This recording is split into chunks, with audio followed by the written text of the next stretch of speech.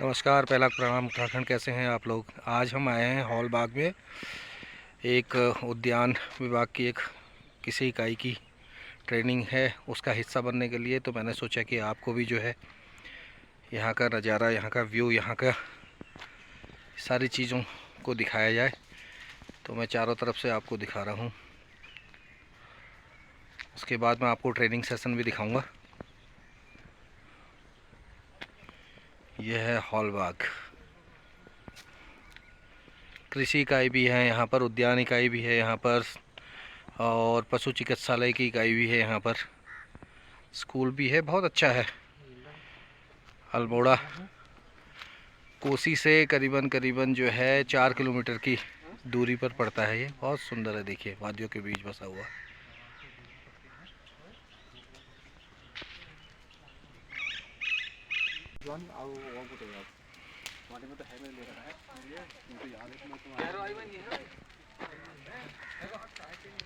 ये चल रही है यहाँ पर साफ सफाई, देख सकते, बहुत खूबसूरत है, बहुत ही शानदार।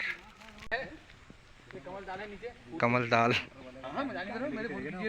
आपको दिखाएंगे यहाँ पर। कमल ताल फूल नहीं आए कभी वो कमल ताल रहा है। कमल फूल थोड़ा आया, अभी पत्ते आए हैं, फूल का टाइम हो रहा है अभी। बरत में आते हैं कमल ताल, ताल को और कमल खिलता है। देखिए, कमल कीचड़ में ही खिलता है और चारों तरफ कीचड़ है, बीच में कमल के पत्ते। फूल अभी उगा नहीं है क्योंकि ये टाइम नहीं है अभी फूल उगने का। तो ये हॉल बाग में बना रखा है कमल ताल, आप देख सकते हैं। ये देखिए,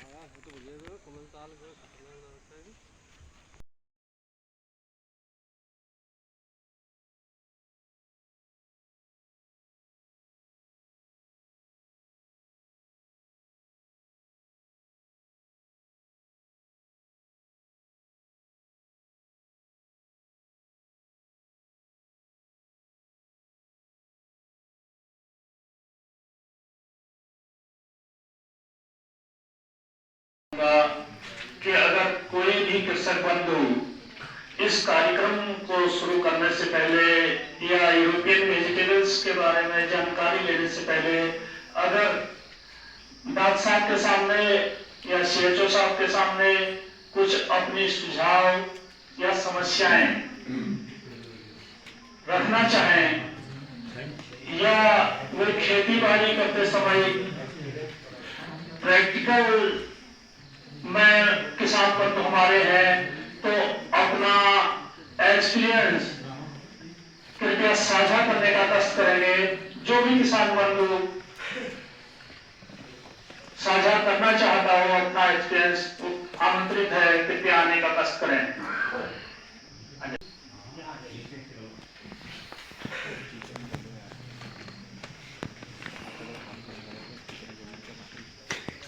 सभी मंचासीन अधिकारी, कर्मचारी गण एवं हमारे शिक्षक बंधु, आप सभी का मैं स्वागत करता हूँ।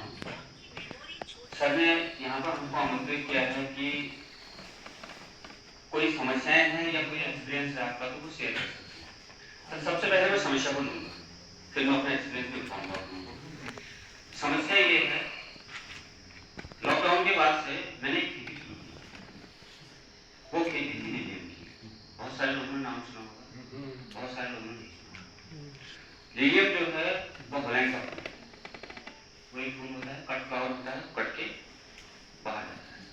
तो उसकी खेती शुरू की थी। तो हमारे सशस्त्र दल केंद्र के रीता मैडम है, उनके पास मैं गया। मैंने कहा जो बीज हम लोग लाते हैं यहाँ से, मंगाते हैं बाहर से, तो उसके लिए कुछ सब्सिडी का प्रावधान उद्यान विभाग में है, ये मुझे पता था। तो 2 या 3 बार मैं उनको बोल चुका हूँ। तब से 2020 से 3 खेती में अभी तक ले चुका हूँ लीलियम की, तो उसमें कोई भी कार्रवाई नहीं हो पाई। तो ये मेरी बहुत बड़ी समस्या है, क्योंकि मैं 3 बार बीज मंगा चुका हूँ 60 हज़ार का। तो आप लगा लीजिए 1,80,000 का बीज मंगा चुका हूँ, और वो शायद सर आपके पास मेरा एप्लीकेशन आया था।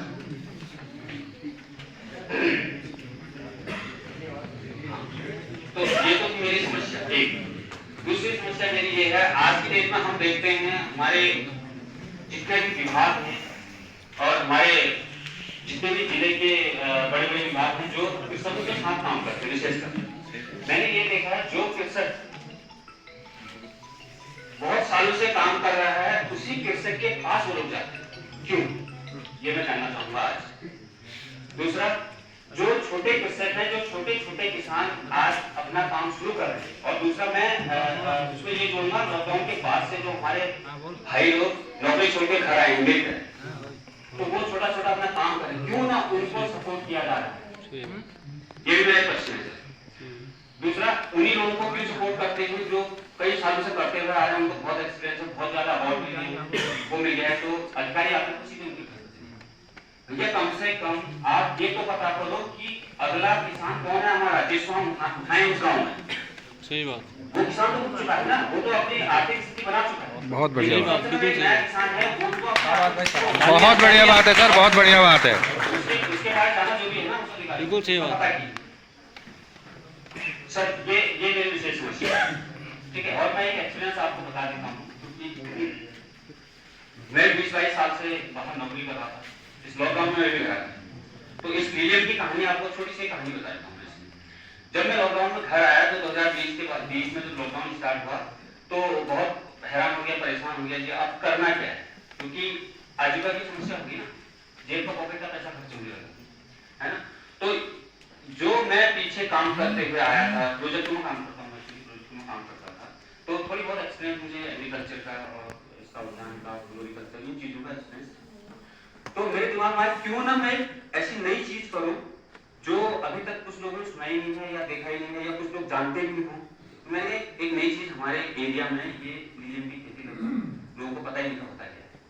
तो मैंने एप्लीकेशन डाली हमारे सशस्त्र केंद्र मैडम के पास, तो मेरा उन्होंने पॉली हाउस सैंक्शन करवा दिया, तो पॉली हाउस लगवा ही दिया 6 महीने के अंदर अंदर मेरा पॉली हाउस। तो उसके बाद मैं मेरे संपर्क थे दिल्ली इन लोगों से, फ्लोरिकल्चर वालों से, तो मैंने वहाँ से बीज मंगाया, 60,000 का बीज मंगाया, 2-4 बल्ब मंगाए मैंने, 30 रुपये का एक बल्ब पड़ता है दिल्ली का। तो बल्ब मंगाया तो वो मेरा सामान भी आ गया। आने के बाद मैंने उसकी स्वयं की बढ़िया, और शायद हो सकता है कुछ फोटो का मैंने मैडम को दी थी, पहले हमने दिखाया जो।